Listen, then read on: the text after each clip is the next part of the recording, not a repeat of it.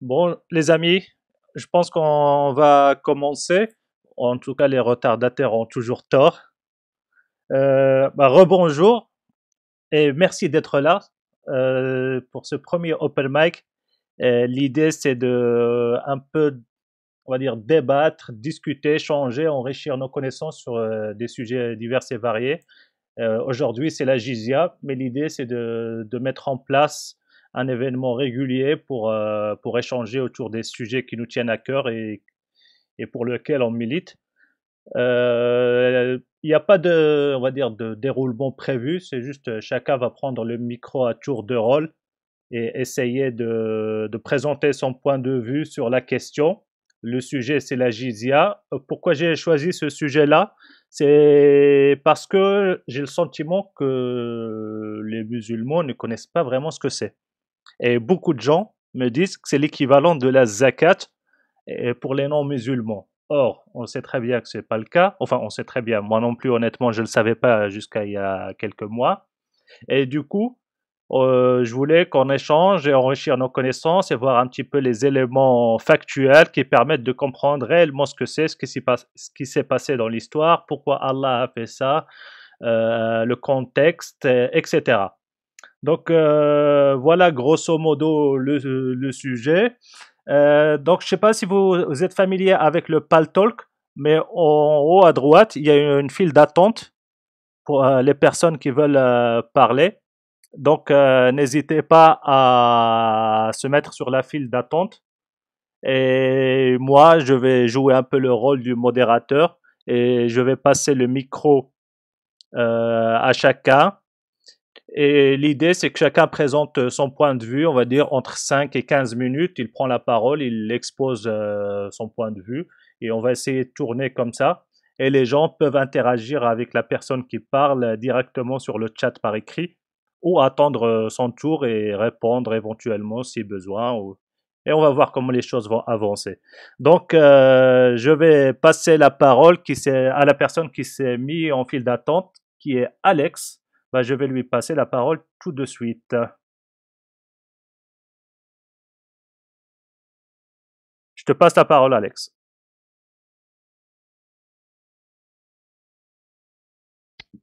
Merci Amine, merci beaucoup pour l'initiative. C'est très gentil à toi et bonjour et bon dimanche, comme on dit, à tous les présents. Moi, c'est juste pour commencer ce sujet qui est très, très, très, très compliqué, très vaste et très profond en fait. Je dirais que mon analyse à moi, après chacun, il est libre de voir l'islam comme il veut, là, cet impôt qu'on appelle jizya, qu'on appelle impôt, aujourd'hui dans le concept actuel quoi, de notre temps. Et je le vois pas en tant que impôt comme prétendent beaucoup de chercheurs et de savants, entre guillemets quand je dis savants, pour moi, parce que savant c'est quelqu'un qui maîtrise tous les savoirs et non pas la religion et toutes les sciences en fait. Euh, alors, entre guillemets, les savants qui disent, comme ils disent savants de Marseille, Amine, oui, c'est ça, c'est ce que j'appelle les savants de Marseille, oui, tout à fait. Et pour revenir au sujet, oui, cet impôt pour moi ne vient pas dès le départ, parce que beaucoup de musulmans, quand moi-même, quand j'étais très jeune, et qu'on en parlait sur ce sujet, lui-même, on me disait souvent que c'est pour protéger les gens des livres, pour leur défense, parce qu'ils n'avaient pas le droit d'être intégrés dans l'armée et dans la défense de la nation. Et du coup, comme ils avaient des frais aussi, des frais de l'État, comme on les connaît aujourd'hui, les projets de l'État, les hôpitaux, les, les écoles et ainsi de suite, tout ce qu'on connaît aujourd'hui. Du coup, il m'expliquait que c'était une façon de participer à l'État en elle-même. Mais en réalité, que si vous lisez l'histoire en elle-même, cet impôt, il va venir que plus tard. que plus. Pourquoi? Parce que l'histoire en elle-même de l'islam et du prophète de l'islam, Mohammed, il a commencé par débattre, parce que le jizya, ça s'applique sur Ahl al-Kitab en arabe, les gens des livres. Donc, les gens des livres, il faut les reconstituer dans cette histoire de l'islam qui est les gens qui venaient poser des questions au prophète lui-même, prétendant être le Messie, le nouveau Messie de la nouvelle ou de la continuité de la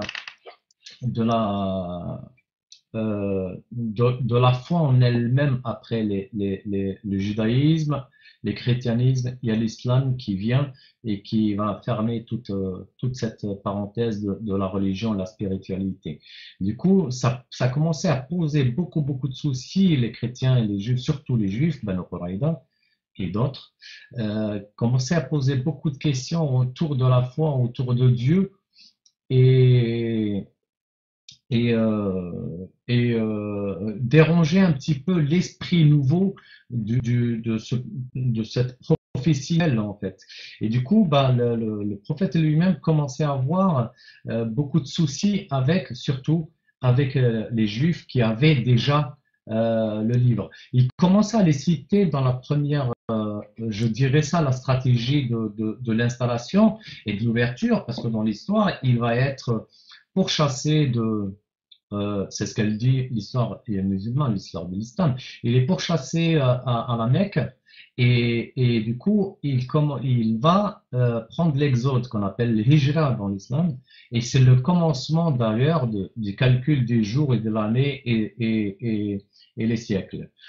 Donc, il va s'installer à une ville qu'on appelle Yatrib et qui était habitée par des gens des livres qui avaient déjà développé tout un système et une hygiène de vie et des coutumes et des respects à beaucoup de choses en fait, les fondements de la spiritualité en elle-même. Du coup, il est accueilli selon les hadiths et la sira, il est accueilli parmi ce peuple, mais qui va commencer à déranger, on va lui poser beaucoup de questions dans lesquelles il va pas répondre correctement. Donc, il est ciblé. Si vous lisez l'histoire de Al-Qarnayn, surtout dans Surat al-Kahf, on commence à lui poser la question sur Ahl al-Kahf. Il répond mal, il répond pas exact, il donne pas une réponse correcte. Ça veut dire qu'il est déjà testé Dhul-Qarnayn aussi, et ainsi de suite. Et Sulayman, dont il connaît pas vraiment l'histoire, dans l'Ancien Testament qu'on appelle la Bible, l'Ahd al-Qadim, il ne connaît pas très bien les détails que eux-mêmes avaient déjà tenus. Du coup, cette vision commence à lui poser souci. Mais il avait deux guerres à affronter. Les Qurayshites qui commencent à mettre un dérangement économique et financier parce qu'il attaque comment on appelle le qafilat, c'est-à-dire qu'ils commençaient à attaquer leur caravane commerciale et tout, et du coup Abu Sufyan il va rassembler toutes les tribus, il va le cerner à Médine, et si vous lisez cette histoire, vous revenez tout simplement sur Al-Ahzab, c'est là où il va attaquer, cerner à Médine d'une porte, parce que Médine elle avait deux portes très importantes. Regardez les schémas, je publie même ça, l'image sur Facebook, et on reviendra plus tard quand je reprendrai la parole parce que je vais pas être trop long. Mais pour moi, la jizya ne viendrait que vraiment très tard.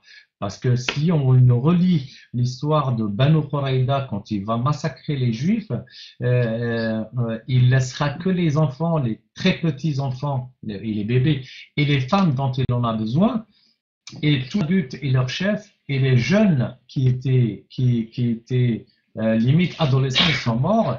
Tous ceux qui sont adultes, qui peuvent former une force plus tard pour se venger, et ben il va les exterminer. Et les hadiths le disent, 700 têtes qui sont brûlées, qui sont coupées et brûlées, et Saraya, ce qu'on appelle Saraya, les Saraya en arabe, les esclaves qu'il va prendre plus tard, qu'il va prendre sous sa gouvernance, c'est-à-dire qu'il va comme butin de guerre.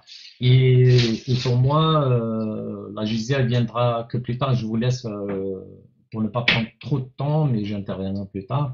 Et je laisse à d'autres intervenants d'intervenir. Merci à vous.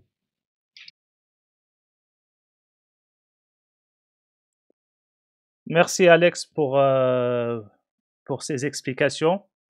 Est-ce que vous pouvez me confirmer si vous m'entendez? Quelqu'un peut dire 5 sur 5 sur le chat, comme ça je sais que vous m'entendez. Est-ce que vous m'entendez? Quelqu'un peut confirmer?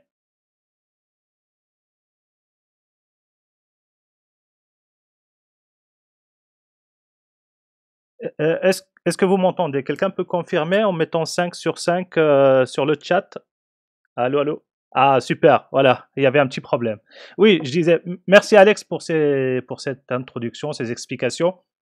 Euh, moi, en ce qui me concerne, je voudrais revenir à la source, c'est-à-dire au Coran et au verset qui a introduit la jizya. Pour moi, ce verset, il a basculé ma vie. En fait, c'est le verset qui m'a permis intellectuellement de dire non, je ne suis plus musulman. Donc, vous imaginez que j'ai un rapport assez particulier avec ce verset.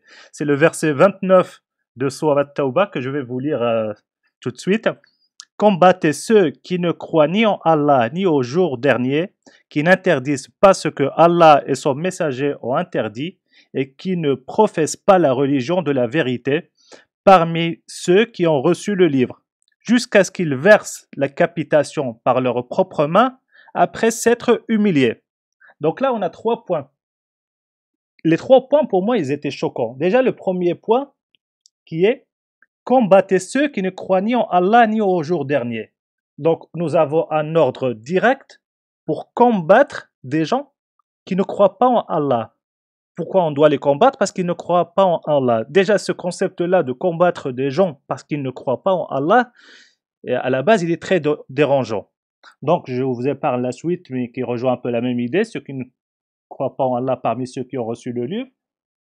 Et à quel moment on va arrêter de les combattre? Jusqu'à ce qu'ils versent la capitation. Donc, ils versent de l'argent.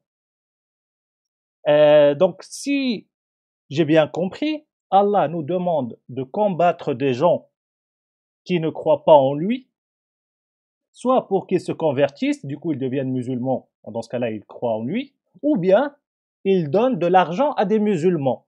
Et moi, ça intellectuellement, j'arrivais pas à le comprendre ni à l'accepter. Donc je disais, pourquoi Allah, à la limite, imaginons, il veut que des gens croient en lui de force. Pourquoi il accepterait après coup qu'ils ne croient pas en lui s'il donne de l'argent? Ça n'avait aucun sens à mes yeux.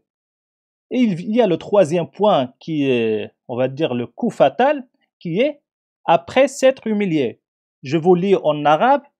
قاتلوا الذين لا يؤمنون بالله وباليوم الآخر ولا يحرمون ما حرم الله ورسوله ولا يدينون دين الحق من الذين أوتوا الكتاب حتى يعطوا الجزية عن يد وهم صاغرون. Et du coup, la question qui se pose, pourquoi Allah veut qu'on humilie ces gens qui donnent de l'argent?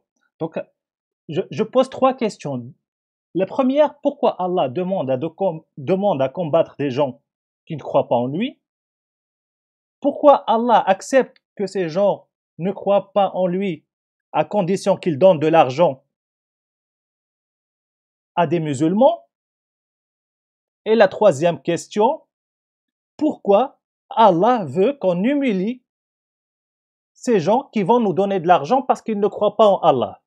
Donc, je vais passer la parole à la personne suivante qui est Anya.